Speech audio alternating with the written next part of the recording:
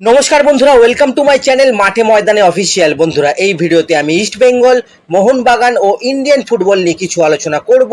তোমরা যারা যারা আমার ভিডিওটা দেখছো, আমার চ্যানেলটা প্লিজ সাবস্ক্রাইব করে নাও ইন্ডিয়ান ফুটবলের এরকমই আরো আপডেট পেতে। তো প্রথমেই বলি বন্ধুরা, আইএসএল হওয়া নিয়ে কিন্তু একটা সুখবর আসছে। ফেডারেশন যে কমিটি গঠন করেছিল গোয়ার, কেরালার আর আমাদের বাংলার প্রেসিডেন্টকে নিয়ে, তাদের মধ্যে কিন্তু আমাদের আইএফ এর অনির্বাণ দত্ত একটা ব্রিলিয়ান্ট আইডিয়া দিয়েছে। প্রথমত, এই কমিটি দেরি না করে মানে 29শে ডিসেম্বর প্রস্তাব জমা দেওয়ার শেষ তারিখ ছিল, তো তারা সেই তারিখ পর্যন্ত অপেক্ষা না করে এখনই প্রস্তাব জমা দিয়ে দিয়েছে এবং ফেডারেশন সভাপতি সত্যনারায়ণের সাথে আলোচনা করে একটা খসড়াও তারা জমা দিয়েছে।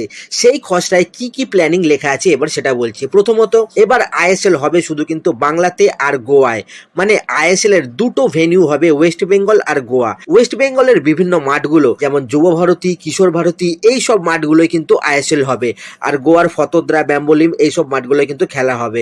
ফলে টিমগুলো ট্রাভেলিং এর কিন্তু একটা খরচ বাঁচবে, প্লাস হোটেলেরও একটা খরচ বাঁচছে। এবং আপনারা জানেন যে মাঠে খেলাগুলো হয় সেখানে কিন্তু আগাগোড়া হোস্ট টিমরাই সেই মাঠের খরচ বহন করে, আর অ্যাওয়ে টিম হোটেল খরচ, ট্রাভেলিং খরচ নিজেরা দেয়। যদি এক জায়গাতে আইএসএল হয় তখন কিন্তু সেখানকার রাজ্য সরকারকে রিকোয়েস্ট করে স্টেডিয়াম খরচ কিছুটা কমানো যাবে, প্লাস হোটেল খরচ তো টিমগুলোই নিজেরাই নেয়, তো সেক্ষেত্রে কিন্তু এআইএফএফ এর কোনো অসুবিধা হবে না।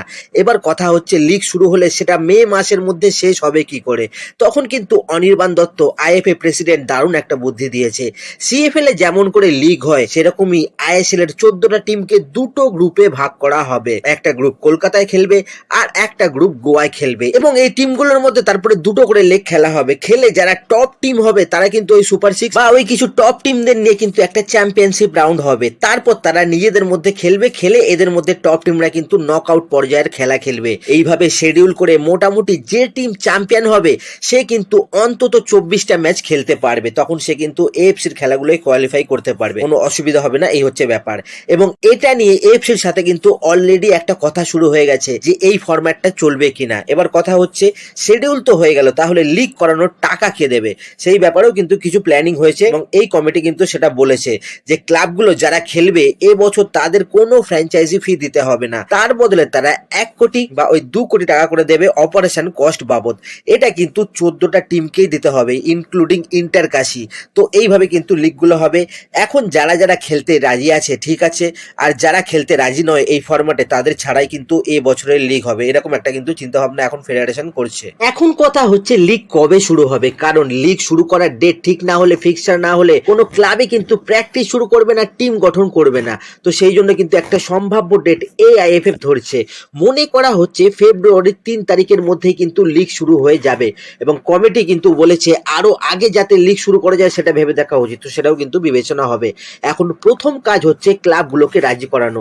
সেই কারণে ফেডারেশন কিন্তু এখন জেদ ধরে না বসে থেকে প্রায় কিন্তু রিকোয়েস্টই করছে ক্লাবগুলোকে যে তারা যেন এই বছরটা অন্তত এইভাবে খেলে দেয়। তো কাল রাত অব্দি যা খবর, মোটামুটি এই শর্তে নাকি 8টা ক্লাব কিন্তু এখনো পর্যন্ত খেলতে রাজি হয়ে গেছে। বাকি ক্লাবগুলোকেও কিন্তু মানাতে ফেডারেশন চেষ্টা করছে। তারা রাজি হলে ফেডারেশন কিন্তু তখন ব্রডকাস্টারও ঠিক করে দেবে যে কোন চ্যানেলে এবারের আইএসএল হবে বা কোন প্ল্যাটফর্মে খেলাগুলো দেখানো হবে, তারপর কিন্তু সেটা ঠিক হবে। শোনা যাচ্ছে শনির একটা আগ্রহ আছে, দেখা যাক এখন এরপরে কি হয়।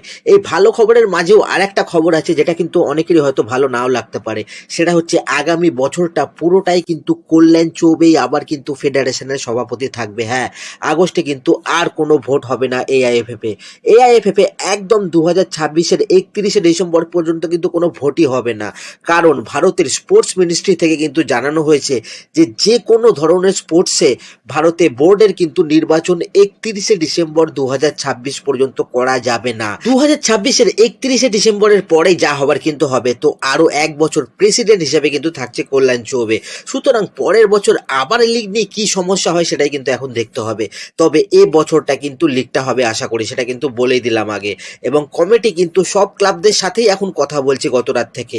আশা করি কিন্তু এবার সলিউশন কিছু একটা বেরিয়ে যাবে। তো আজকের ভিডিওতে এতটুকুই, দেখা হচ্ছে আবার পরের ভিডিওতে। নমস্কার।